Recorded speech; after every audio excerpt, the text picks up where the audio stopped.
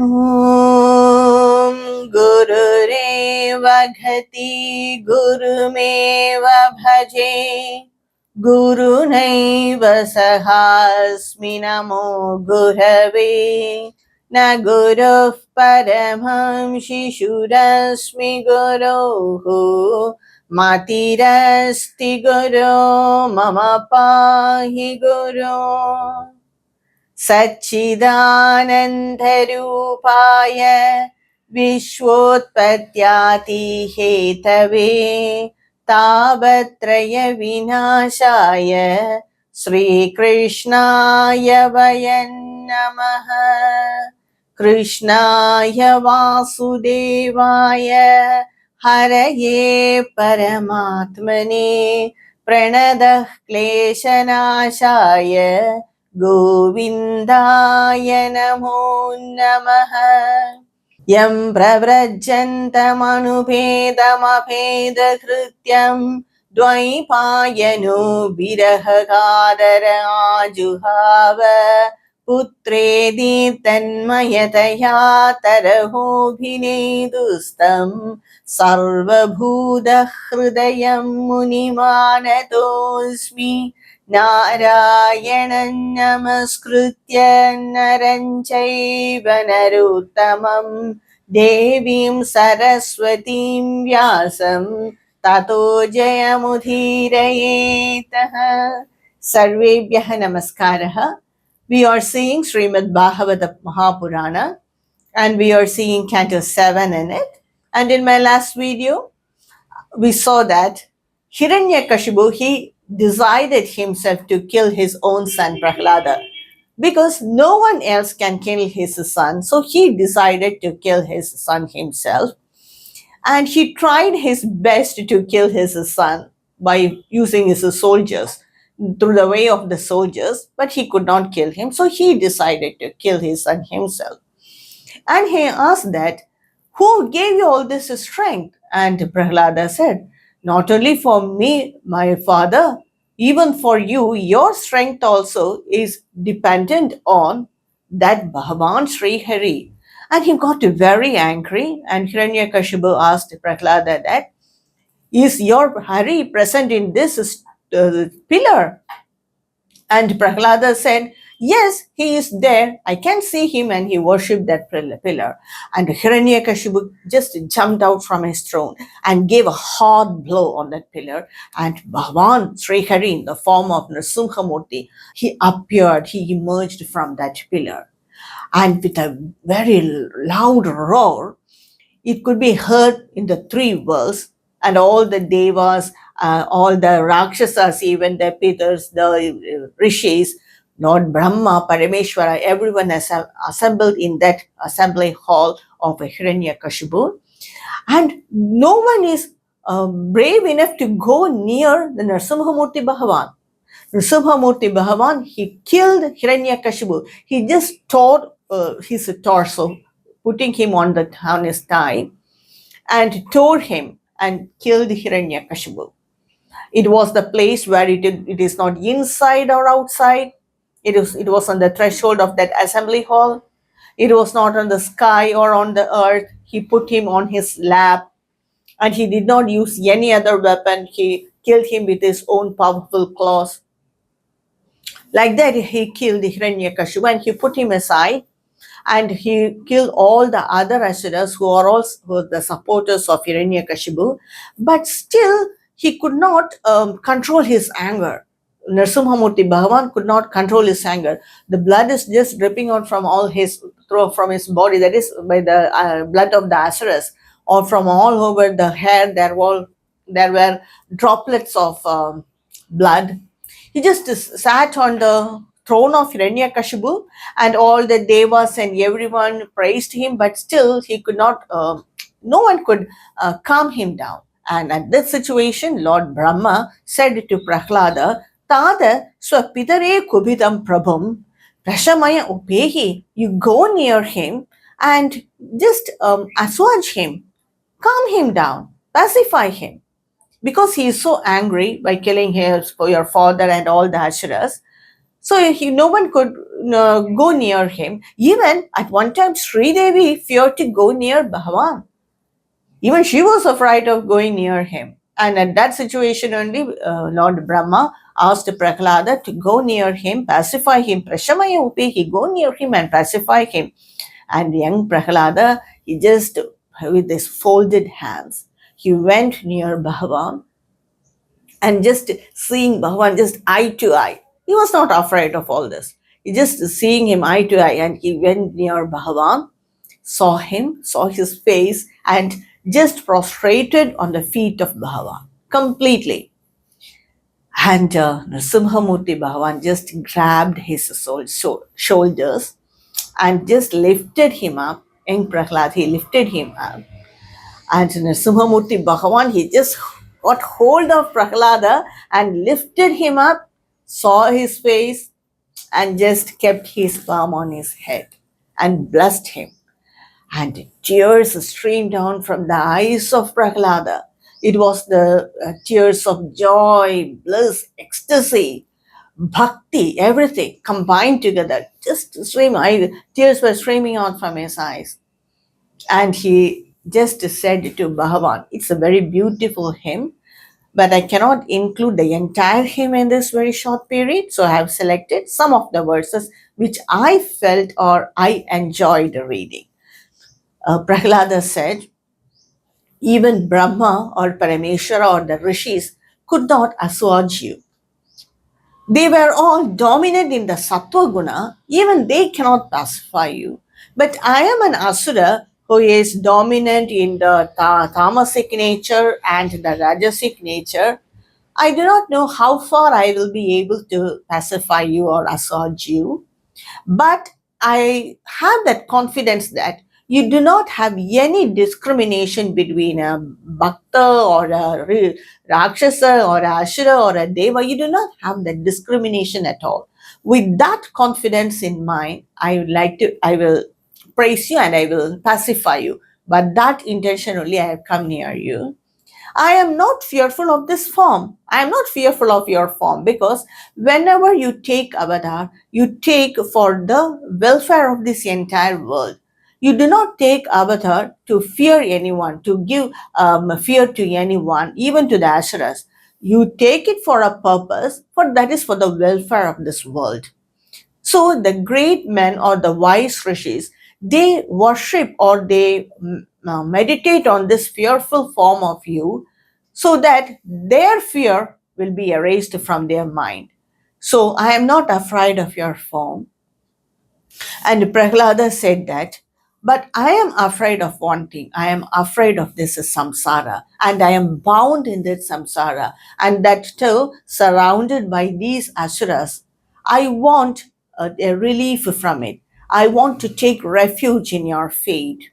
And he said, Yasmat priya apriya viyoga sayogha janma shogagnina सकलयोनिषु दुह्यमानः दुःखौषधं तदपि दुःखमदद्याहम् भूमन् भ्रमाभिबत मे तव दास्ययोगम्.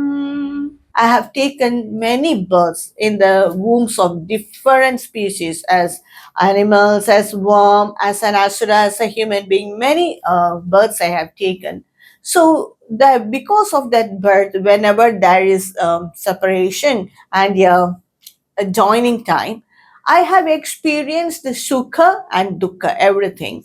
So whenever I have or any person, when they want to do anything to evade off the sufferings, more sufferings will come to them. So whoever it may be, when they want to get rid of the sufferings and do anything to get rid of the sufferings, more and more suffering will come through that way only. So I do not want all these worldly enjoyments. I just want to take refuge in your fate. I want to be your servant, your dasya.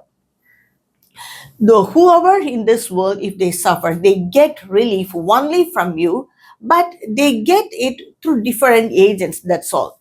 A mother cannot protect a child without your support. A boat cannot save a drowning man without your support. A medicine cannot cure a patient without your support. So you are behind all that. All the external things, they are just act as some agent to help you to solve that problem. So I want to take refuge in you. I want to be with your bhaktas. Using your power of Maya, you have created this entire creation. Your power of Maya, with the instigation of the time, it creates activity in the three gunas. It stirs the three gunas. And as the result of it, the linga sharira, that is the subtle body, is formed for each jiva. And the time is also another power of you. So the linga sharira is formed for each jiva. And the main component of the linga sharira is the manas, that is the mind. And this mind has all the previous impressions in it. And according to it, it takes birth. The linga sharira takes a form, that is, it takes a body. And because of this desires, this birth or the worldly life continues. So if a person wants to get rid of this worldly life, then he has to have one pointed devotion towards you. There is complete devotion towards you. Then their cycle of the samsara will be, that will be mutilated. Then they can attain you. In this worldly life, anyone can attain any power or fame or money, whatever it may be. But all that are for only for a temporary period. After that, automatically it will all go off. You are there before this creation, and you will be there after this creation also. So only in that middle period you have manifested as this world.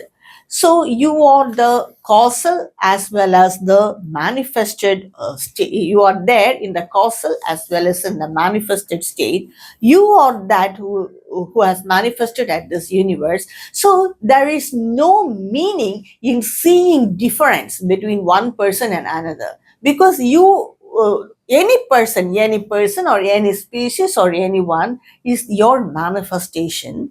न्यस्येदमात्मनि जगद्विलयाम्भुमध्ये शेषेत्मना विजसुखानुभवो निरीहः योगेन मिलितदृघात्मनिपीद निद्रस तुर्ये स्थितो न तुत्तमो न गुहांश्च बुङ्क्षे. You lie on that causal waters after the dissolution of this world. You lie on that bed of infinity, on that pralaya, waters of pralaya. You are completely drawn in on your inherent state of bliss. You are completely in that supreme conscious state. Your eyes are shut, and you do not sleep. You are not awake as well as you do not sleep also. That is the state of complete consciousness, supreme consciousness. No one can understand it. You are completely merged in that state of turiya. You will be there in that state only when you want to create this world. When it is time for the manifestation, a very beautiful lotus emerges out from your navel, and the totality of the seed of this creation, that is Hiranyagarbha, which is otherwise said as Brahma, Lord Brahma, is seated on that lotus. And when Lord Brahma came out, he searched everywhere for any other existence or any other being like him or anyone like this. He could not find anyone. So he decided to search for his own source. And he searched for nearly 100 divine years. He could not find it. At last, he heard an instruction from you to do tapas. He did tapas. And he was able to see your cosmic form in him. That cosmic form with multiple hands, multiple legs, multiple head, many uttara, that is many stomach, many thighs, many legs. That complete cosmic form he saw in him. And then he began this creation. And the 16 evolutes of Prakriti, they came out after different stages of evolution. And it helps one to exhaust their karma. Using that 16 evolutes of Prakriti, he created this entire world by the different combination. And from time to time, you took avatar as man, as rishi, as a fish, as animal, everything, to for the welfare of this world. And you helped this world so much in this creation. And many people, when they come out of that state, of that evolution state, they are too much involved in the worldly desires which they could not help. The jivas, they want to attain you. No one is in reality or so much involved in this worldly life because they do not know what to do. They are in this worldly life. And in this worldly life also, they are suffering. No one likes to suffer, but they do not know the way to come out of it. Everyone wants to attain you, but they cannot attain you because of their desires in the mind. प्रायेण देव मुनय स्वविमुक्तकामा मौनं चरन्ति विजनेन परार्थनिष्ठाः नैतान् विहाय कृपणान् विमुमुक्ष ये नान्यं त्वदस्य शरणं भ्रमतोरुपश्ये. The sages, they generally strive for their own liberation or their own salvation. They are not concerned about the fellow beings. They do tapas and they attain mukti. But Prahlada said, I am not like that. I do not want mukti when my fellow beings are suffering. So, Bhagavan, if you decide to take me out of the samsara, if you decide to give me salvation, then please give salvation for all the beings who are suffering like me. I do not want mukti for me alone. I want mukti for all the other beings. Just see the mind of that young Prahlada who is just 5 years of age. Narasimhamurti, Bhagavan was so pleased by his complete, true, innocent, pure devotion. And Bhagavan said, Prahlada bhadram bhadrante pritoham te surottama varam vrinishvabhimatam kama bhurosmyaham vrinam. He said, Prahlada, auspiciousness, all that good will come to you. Bhadram, bhadram te, everything good will come to you. Now ask for some boon. I am so pleased with your pure mind, your mentality, and the way or you consider all the other fellow beings also. I am so pleased by it. So ask me any boon, any vara, any boon. I am ready to give it. Mama prinatha ayushman darshanam dullabam hime drishtva mamna punarjanturatmanam taptumarhati. My vision, getting my vision is very rare, Prahlada. Once when a person or any jiva get my vision, then he should not suffer for anything after that. I do not want him to suffer in any way after that. So whatever vara, boon you want, you ask me. I feel sorry for that. I do not want anyone to have unfulfilled desires after seeing me. Like this, Narasimhamurti Bhagavan said to Prahlada. So ask for any boons. And you know what Prahlada replied? Prahlada said, very obligingly, he said to Bhagavan, Bhagavan, please don't tempt me with all these desires and worldly achievements. It is only because of these desires many people cannot attain you. So please don't tempt me with all these worldly desires, which are so temporary. And he said, he worshipped Bhagavan that, Namo Bhagavate Tubhyam Purushaya Mahatmane Haraye Adbhuta Simhaya Brahmane Paramatmane. This is a very important shloka in this Prahlada's hymn because this completely Prahlada tell this hymn, that is this verse, by completely understanding Bhagavan, who Bhagavan is. understanding him, and he is singing this, telling this shloka. Usually, when people understand us, we get unhappiness, isn't it? Bhagavan is also like that. When we completely understand him, he feels so much, he is so pleased with us. The meaning of this sloka is salutation to that worshipful Hari who has taken this Adbhuta Rupa by this Maha Adbhuta Simhaya, this form of lion, Adbhuta Simhaya, that Parabrahman, that Paramatma who resides in all beings, who is the indwelling self of all. I worship that Bhagavan.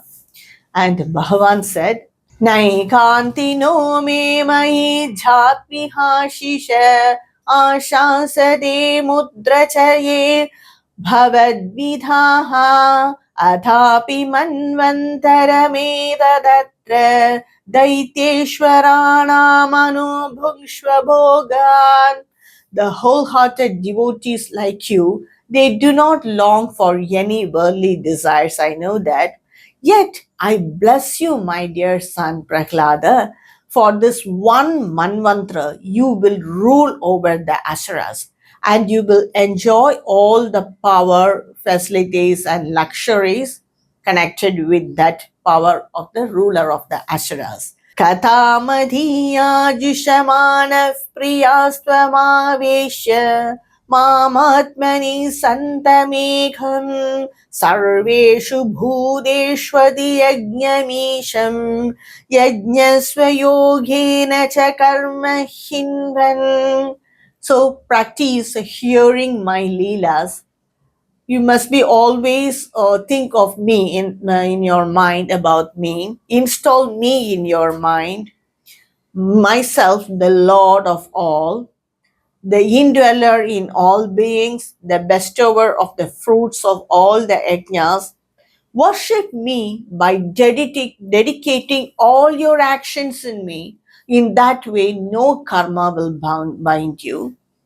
Enjoy your punya karmas by enjoying all the luxuries and the facilities and the power, and erase all your papa karmas by doing punya karmas, and always worship me, dedicate all your actions to me. In that way, no new karmas will bind you. So in the end, you will attain me. After that mantra, you will attain me. Bhagavan Narasimha gave this boon and blessing to Prahlada. And Bhagavan Narasimha itself says that whoever read this story of Prahlada, understand his nature, understand the nature of Bhagavan, read this hymn, will be blessed by Bhagavan Narasimha. And what happened was, after that, Prahlada requested to Bhagavan that my father was an Asura. He is completely submerged in ignorance and arrogance. Please forgive him for the great sins he has done in his life. First sin is he has persecuted a bhakta of you. No, it is not because of me or anyone, whoever he may be, he has persecuted your bhakta. So please excuse him for that. The second thing is, in ignorance, he is thinking that you killed his father's, my father's brother, that is my uncle Hiranyaksha, while then taking the form of cosmic boat, Varahamurti Avatar. So he had that antagonizing feeling towards you. He is thinking that you killed his brother. So because of that only, he has always that antagonizing feeling towards you. Please forgive him for these two gross mistakes. And Bhagavan said that not only your father, my dear son, for the 24 generations, all your ancestors will be cleared off by their sin because you are born in this kula. Whenever a bhakta, my true bhakta, is born in a family, his 21 generation of ancestors will be cleared of all the sins. So they will bless them and by that bhakta will attain very high position. So not only your father, all your 21 generations of your ancestors, that is 21 generations of this father's ancestors, they all will be cleared of all their sins. And Prahlada, you are a great model for the great bhaktas. You are the role model for the bhaktas. And Nrsimhamurti Bhagavan said that now everything is over. No, you do the crematory rites for your father according to the Vedic rituals and take the position as the ruler of the Asuras. And Prahlada followed the instructions of Bhagavan, did all that rites according to the Vedas for the cremation of his father, Hiranyakashipu, and all the rest of the Asuras. And after that, he was anointed as the ruler of the Ashura by the great priest. And everyone saw the coronation of young Prahlada as the ruler of the Ashura, and they all blessed him. That is Lord Brahma, Lord Parameshwara, the Rishis, the Devas, and the Gandharvas, the Apsaras who are all present there in that assembly, blessed Prahlada, and they all went to their own respective abode. So Hiranyaksha and Hiranyakashipu were the servants of Bhagavan, the servants of the gods, that is the security gods of Vaikunta. They were Jaya and Vijaya. Because of the Papa or the curse of the Sanat Kumara rishis, they were born as Hiranyaksha and Hiranyakashipu, and both of them were killed by Bhagavan Vishnu Sri Hari itself. And in the next Janma, they took birth as Ravana and Kumbhakarna and again killed by Bhagavan Srina. And in the third birth, they took birth as a Shishubala and Dantabhakta, and they were killed by Bhagavan Sri Krishna, and they merged, their jivas merged in Bhagavan. So this, hope you will remember that sage Narada said this story to Raja Yudhishthira in the Rajasuya Yajna of the king. King Yudhishthira. So King Yudhishthira did not stop with that. He asked more questions to Sage Narada. So in my next video, we will see what else King Yudhishthira asked to Sage Narada. Om Namo Narayana Guru Bhagavan Namaste. Om Shri Krishna Arpanamastu.